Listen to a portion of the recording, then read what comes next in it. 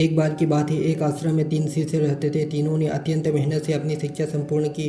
पश्चात तीनों शिष्य गुरुदेव के पास गए और बोले, गुरुदेव अब हमारी शिक्षा संपूर्ण हो गई है, अब गुरु दक्षिणा देने का वक्त आ गया है। गुरुदेव मुस्कुराए और बोले, यदि तुम लोग मुझे गुरु दक्षिणा देना चाहते हो तो कल मुझे एक थैली सूखे पत्ते लाकर दे दो। तीनों शिष्य मन में मुस्कुराए और सोचने लगे, सूखे पत्ते लाना कौन सी बड़ी बात है।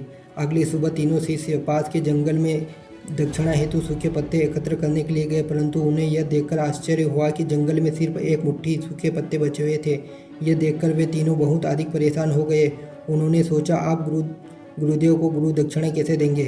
तब सामने से एक किसान आता हुआ दिखाई दिया, जिसमें एक थैली में ढेर सारे सूखे पत्ते लिए हुए थे। उन्होंने उस किसान से आग्रह किया, भाई हमें भी थोड़े सूखे पत्ते दे दो, हमें इसकी अत्यंत आवश्यकता है। किसान ने कहा, यह सूखे पत्ते मैं अपने जीवन यापन के लिए घर पर भोजन पकाने के लिए ले जा रहा हूँ, मैं ये आपको नहीं दे सकता हूँ। पास के गांव में एक सेठ जी रहते थे। उनके पास सूखे पत्तों से दोने बनाने का कारखाना था। शायद वह आपको सूखे पत्ते दे सके।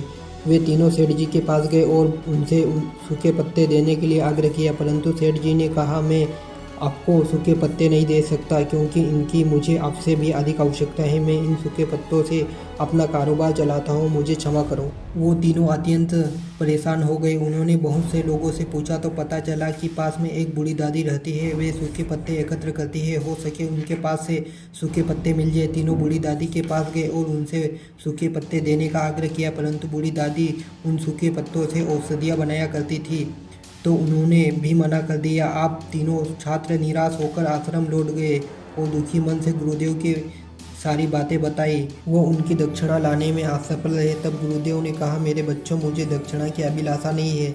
मैं तो तुम्हें बताना चाहता था कि इस दुनिया में किसी भी चीज़ को छोटा नहीं समझना चाहिए। छोटी से छोटी चीज़ का भी अपना महत्व है, अपना मूल्य है। आज शिष्यों को पता चल गया है कि जिन चीज़ों को हम बहुत छोटा समझते हैं, वास्तव में भी उनका भी एक स्थान होता है।